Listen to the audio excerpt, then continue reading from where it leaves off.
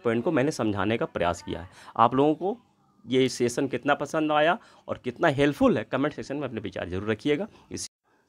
जय हिंद। स्टडी बसेरा की नई वीडियो में आप सभी का हार्दिक स्वागत है। चैनल पर नए तो चैनल को सब्सक्राइब कर लीजिएगा और वीडियो अगर पसंद आता है तो वीडियो को लाइक और शेयर भी करते चलिएगा। चलिए स्टार्ट करते हैं आज का सेशन।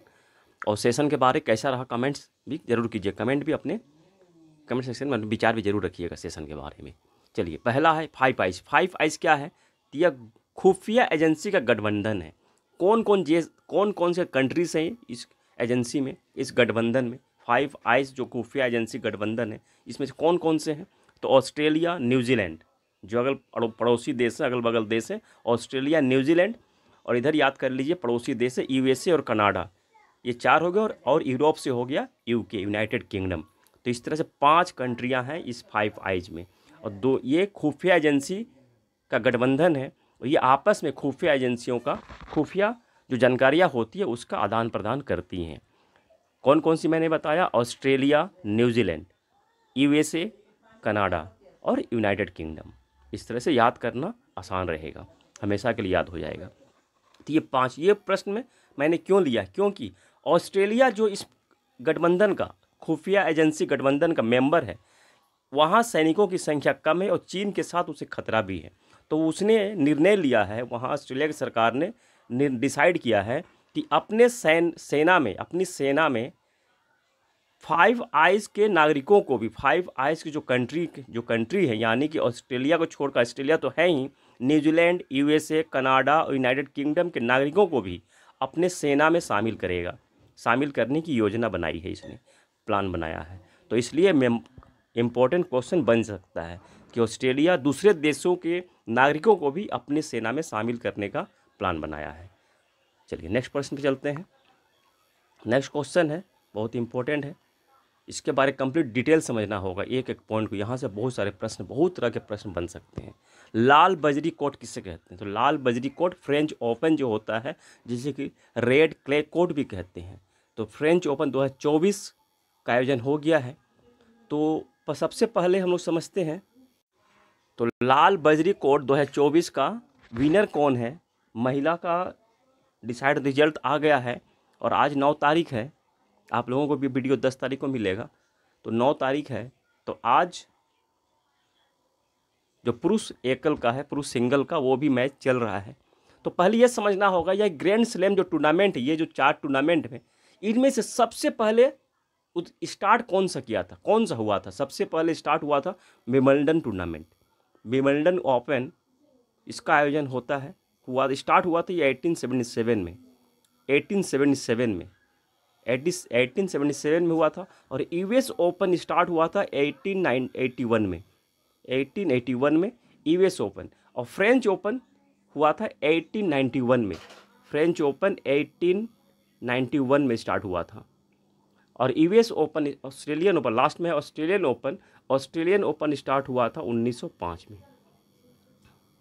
ये याद रखिए कि स्टार्ट हुआ है कौन सा पहले, लेकिन जो साल में जो पहला होता है वो अलग है। उसके बारे में मैं अभी वीडियो में बताऊंगा कि साल में जो 4 होते हैं, 4 ग्रैंड स्लैम टूर्नामेंट, जो टेनिस टूर्नामेंट है, लॉन टेनिस टूर्नामेंट, तो ये 4 जो होते हैं ये स्टार्ट होने का क्रम है। सबसे पहले विंबलडन हुआ था, उसके बाद यूएस ओपन, उसके बाद फ्रेंच ओपन, उसके बाद ऑस्ट्रेलियन ओपन। परंतु साल में सबसे पहले कौन सा टूर्नामेंट का आयोजन होता है, जो साल में तो सबसे पहले होता है, उसके बारे में समझ लेते हैं।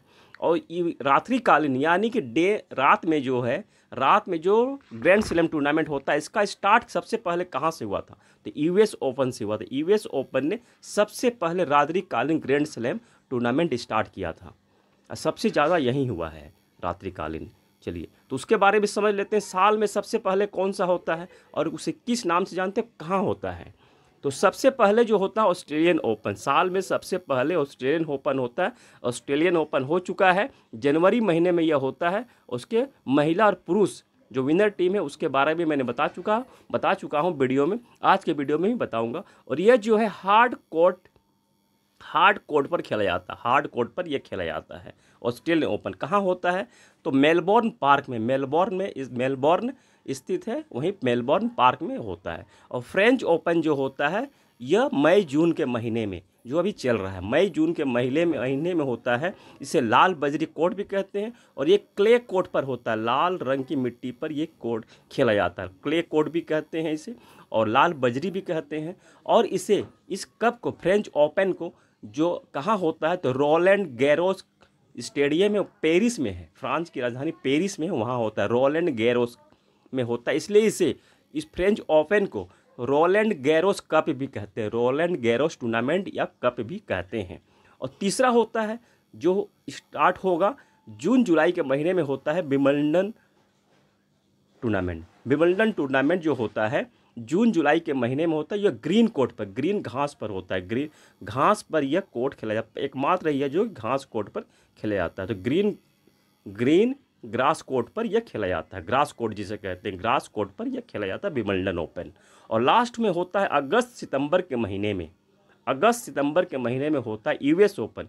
यूएस ओपन भी हार्ड कोर्ट पर खेला जाता है, हार्ड कोर्ट पर हो गया ऑस्ट्रेलियन ओपन, यूएस ओपन। और फ्रेंच ओपन लाल बजरी या रेड क्ले कोर्ट। और विंबलडन ओपन हो जाता है ग्रीन ग्रास कोर्ट पर, ग्रास कोर्ट पर। और यूएस ओपन हार्ड पर। तो ये यूएस ओपन जो अगस्त सितंबर के महीने में होता है, सबसे लास्ट में यूएस ओपन का आयोजन होता है। और स्थान कहाँ है तो न्यूयॉर्क में इसका आयोजन होता है, अमेरिका के जो शहर न्यूयॉर्क है वहाँ होता है, फ्लशिंग मीडोज स्टेडियम में।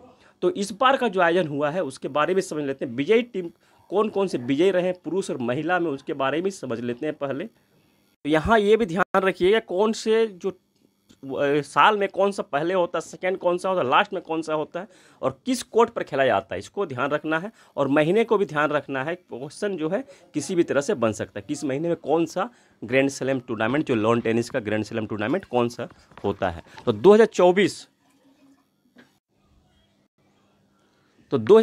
का फ्रेंच ओपन जो टूर्नामेंट हो गया है उसमें महिला सिंगल का रिजल्ट आ गया है फ्रेंच ओपन का। तो महिला सिंगल में जो विजेता रही हैं, दुनिया की नंबर 1 खिलाड़ी हैं, टेनिस प्लेयर हैं ईगा स्विएटेक पोलैंड की खिलाड़ी हैं, पोलैंड की। तो ये इन्होंने जीत हासिल कर ली है टेनिस टूर्नामेंट में, फ्रेंच ओपन टूर्नामेंट में। और किसको हराया है तो जैस्मिन पाओलिनी को इन्होंने हराया है, जो इटली की प्लेयर है। और ईगा स्विएटेक जो है लगातार तीसरी बार फ्रेंच ओपन जीत चुकी हैं और ग्रैंड स्लैम इन्होंने 5 बार जीता है, 5 बार। तो लगातार जीतने वाली ये दूसरी महिला बन गई हैं। किसका रिकॉर्ड तोड़ा है तो जस्टिन हेनिन की इन्होंने बराबरी कर ली है। तो कब जीता है इन्होंने ईगा स्विएटेक ने, तो 2020 में इन्होंने जीता था, उसका लगातार जीता, फ्रेंच ओपन 2020 में जीता था, उसके बाद लगातार जीता है 2022 से, 2022, 2023, 2024। 2020 में एक बार जीता था, उसके बाद 2022, 2023 और 2024। फिर यूएस ओपन मैंने बताया था 5 ग्रैंड स्लैम इन्होंने जीता है, तो यूएस ओपन भी 2022 में इन्होंने जीता था ईगा स्विएटेक ने 2022 में। इस तरह से 4 फ्रेंच ओपन हो गए और यूएस ओपन 1 हो गया। तो 2 ग्रैंड स्लैम इन्होंने अब तक जीत लिया है, 2 अभी बाकी है। कौन सा तो ऑस्ट्रेलियन ओपन और विंबलडन ओपन, ये 2 बाकी है इनको जीतना। तो दुनिया की नंबर 1 टेनिस प्लेयर है ईगा स्विएटेक, जो कि पोलैंड की खिलाड़ी है। और जस्टिन हेनिन का बराबरी कर ली है फ्रेंच ओपन को 3 बार जीतने के एक मामले में। तो जस्टिन जो हेनिन है फ्रेंच ओपन कब जीता था 2007, 2008 और 2009 में, 2007 और 2008 और 2009 में इन्होंने जीता था। और 2024 का जो फ्रेंच ओपन जो सिंगल पुरुष का हो रहा है वो किनके बीच हो रहा होगा शाम में आज, तो कार्लोस अलकराज और अलेक्जेंडर ज्वेरेव। तो कार्लोस अलकराज किस देश के प्लेयर हैं तो कार्लोस अलकराज जो है स्पेन के प्लेयर है, कार्लोस अलकराज स्पेन के प्लेयर हैं और अलेक्जेंडर ज्वेरेव जर्मनी के प्लेयर हैं, जर्मनी के ये प्लेयर हैं। ये दोनों के बीच होगा, कौन विजयी रहेंगे इसके बारे में मैं फिर वीडियो जब आ जाएगा रिपोर्ट तो मैं वीडियो बना दूंगा। तो आगे समझते हैं और भी इसके बारे टॉपिक है, इसके बारे जो ऑस्ट्रेलियन ओपन हुआ है उसके बारे में थोड़ा समझ लेते हैं। जो इम्पोर्टेंट जानकारियां हैं वो समझ लेते हैं। तो ऑस्ट्रेलियन ओपन जो कि जनवरी के महीने में भी रिजल्ट आ गया है, जनवरी के महीने में ही हुआ था, उसका वीडियो में हम लोगों ने पढ़ा। तो आज के वीडियो में भी जो कि टेनिस से रिलेटेड वीडियो क्वेश्चन नहीं है, तो वहाँ से रिवीजन कर लेते हैं हम लोग। तो ऑस्ट्रेलिया ओपन 2024 महिला सिंगल का खिताब किसने जीता था? तो महिला सिंगल ऑस्ट्रेलिया ओपन 2024 का महिला सिंगल का खिताब जीता था आर्यना समलेंका।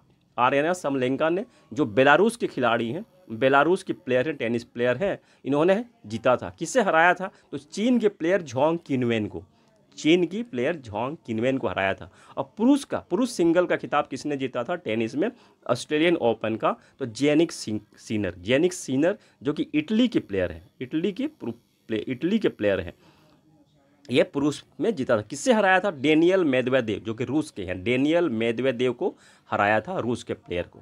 ऑस्ट्रेलियन डबल का खिताब किसने जीता था?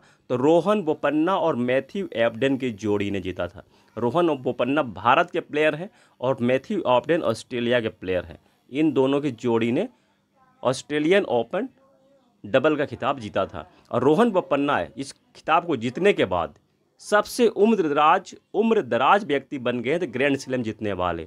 43 उम्र में इन्होंने यह खिताब जीता था। 43 एज में रोहन बोपन्ना बन गए थे ग्रैंड स्लैम खिताब जीतने वाले सबसे उम्रदराज खिलाड़ी। तो इन्होंने किसका रिकॉर्ड तोड़ा था? जीन जूलियन का। जीन जूलियन जिन्होंने 40 वर्ष की एज में इन्होंने खिताब जीता था, इनका रिकॉर्ड तोड़ा था रोहन बोपन्ना में। जीन जूलियन का रिकॉर्ड तोड़ा था। तो जीन जूलियन कब जीता था इन्होंने? तो जीन जूलियन ने 2022 में फ्रेंच ओपन जीता था, डबल का खिताब ही 2022 में जीता था जीन जूलियन ने। यहाँ क्लियर हो गया। तो लाल बजरी कोर्ट की रानी कौन बन गई है? तो ईगा स्वेटेक, पोलैंड की खिलाड़ी लाल बजरी कोर्ट की रानी बन गई हैं, ईगा स्वेटेक। और किंग ऑफ क्ले कोर्ट किसे कहते हैं? किंग ऑफ क्ले कोर्ट कहते हैं राफेल नडाल, जो कि स्पेन के प्लेयर हैं, स्पेन के टेनिस प्लेयर राफेल नडाल को किंग ऑफ क्ले कोर्ट कहते हैं। चलिए इस तरह से समझ लेते हैं।